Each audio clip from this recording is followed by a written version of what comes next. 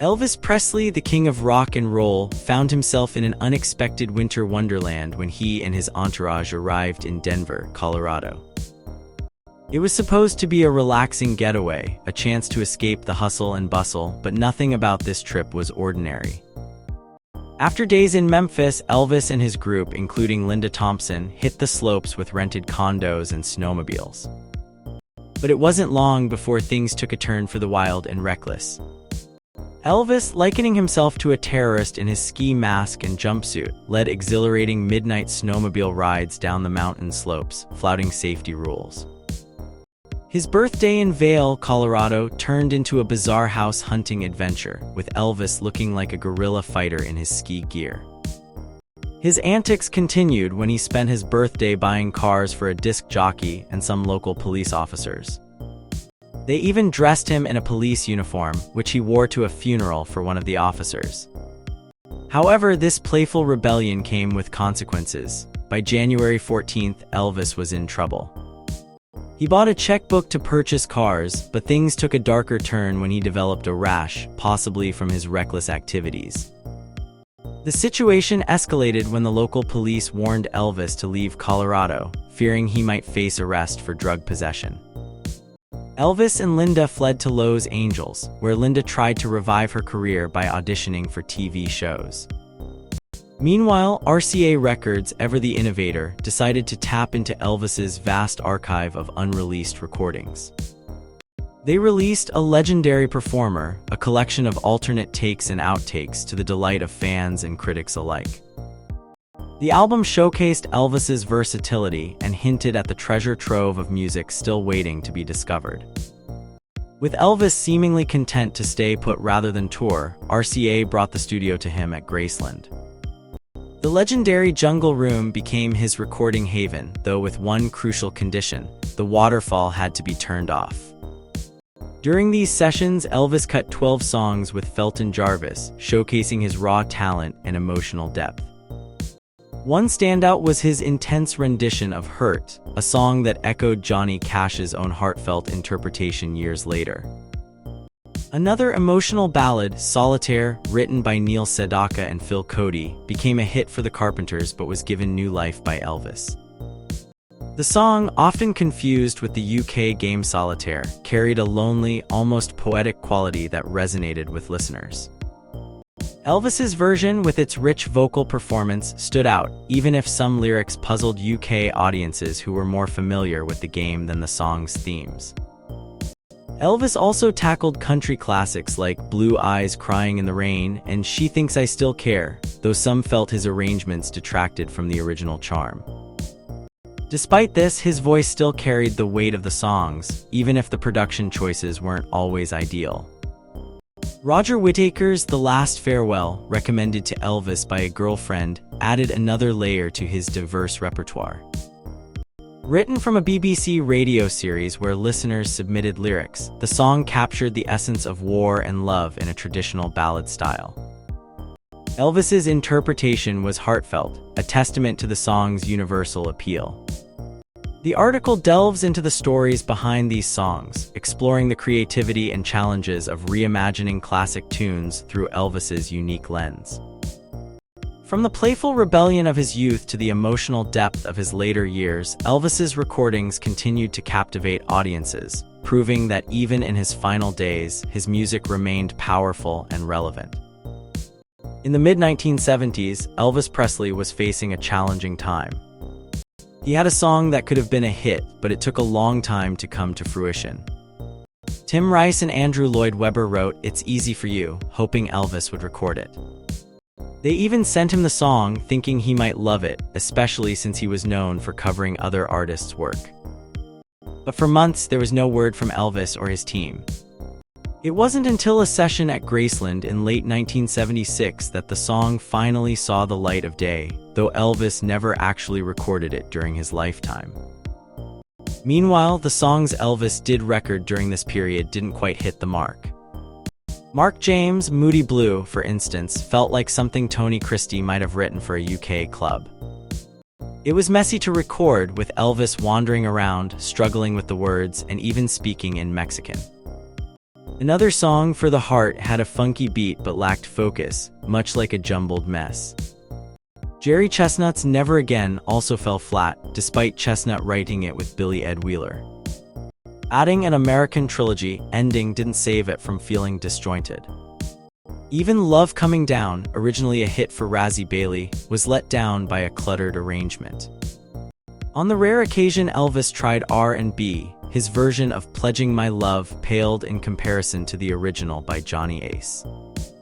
Ace had tragically taken his own life shortly after his success with the song, making Elvis' version feel less impactful. Paul Simon even paid tribute to Ace with his song, The Late Great Johnny Ace. Country songwriter Lang Martin Jr. had high hopes for his song Way Down, believing it would suit Elvis perfectly. However, after initial hesitation, Elvis ultimately chose not to record it.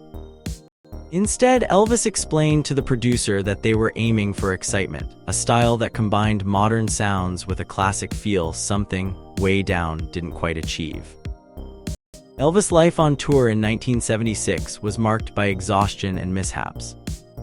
His days started early, with a hearty breakfast followed by getting ready for the show. Performances began around 9 p.m., with Elvis bursting onto the stage to open with C.C. Rider. But the shows were grueling, often leaving him drained and in need of quick rest stops. Even minor incidents like biting his lip or tearing a jumpsuit added to the chaos. Despite his fatigue, Elvis occasionally showed flashes of his old self. One day, he stopped a car accident in Memphis, offering help with his police badge, yet this was becoming less common. The routine was exhausting: eat, perform, travel, eat again, and then repeat. Even his downtime involved constant eating and occasional medication, followed by fitful sleep. Amidst this chaos, Elvis briefly found himself drawn into business ventures, like a racquetball center that promised wealth for him and his associates. However, this idea met with resistance from Colonel Parker, who felt Elvis' name was too valuable to use for such ventures. In June 1976, Elvis Presley Boulevard, Memphis, Tennessee, was released, featuring songs recorded in the infamous Jungle Room. Though the album didn't capture a wide audience, singles like Hurt and Moody Blue found some success on the country charts, marking Elvis' last country #1. As Elvis continued to tour, he met Elton John and Bernie Taupin, who were working on a song for his upcoming album, Blue Moves. The song, idle though not explicitly about Elvis, seemed to hint at his fate. Elton, having seen Elvis up close, expressed concern about his health, saying he wouldn't be long for this world. A performance in Tulsa on July 4, 1976, showcased Elvis' deteriorating condition. Dressed in a heavy, patriotic jumpsuit, he struggled through the show, which was already a strain. By August, things took a turn for the worse, with an incoherent performance in Houston that lasted only 22 minutes. As the summer wore on, Elvis found brief relief in Palm Springs with Priscilla and Lisa Marie. However, his relationship with Linda Thompson ended, partly due to his increasing drug use and demanding behavior. This period marked a low point for Elvis, with his health visibly declining and his personal life unraveling. Despite these challenges, Elvis continued to perform, giving his final major concert in Minneapolis in October 1976. His last days were marked by a mix of public appearances and private moments with his family, as he faced the inevitable decline of his health. His story serves as a poignant reminder of the cost of excess and the fleeting nature of fame. Elvis Presley's life took many twists and turns in the later part of 1976 and into 1977. He found love again with Ginger Alden, leaving behind the idea of dating her sister, who was quite famous too. Elvis's family connections continued to play a role in his life. His father got a new start after leaving the army and quickly bought fancy cars for Elvis. Elvis wasn't just focusing on love and new cars, though. He was also very worried about his image.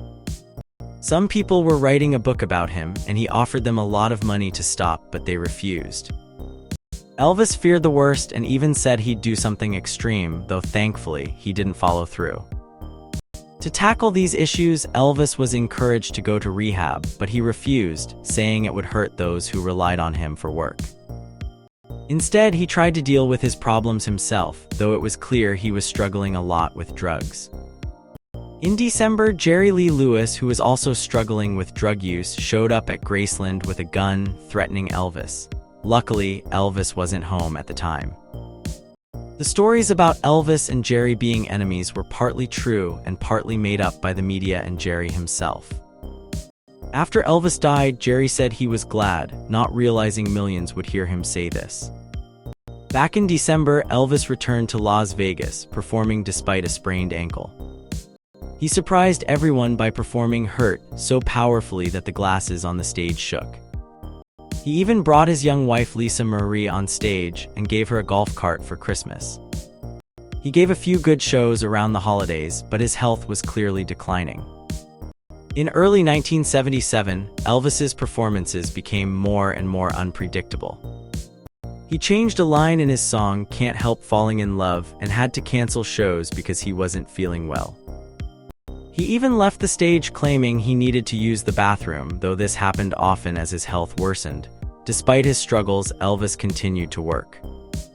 He said he couldn't just stop performing because it would hurt the people who worked with him. But his concerts were becoming less impressive and people started to notice. He collapsed on stage once and had to be revived. His voice, which had always been powerful, now struggled to finish songs. Elvis was worried about a book being written about him by his bodyguards, which was already being shared in pieces in the UK press. He was also dealing with his father Vernon's poor health and a falling out with Colonel Parker, who they realized was hiding Elvis's gambling debts.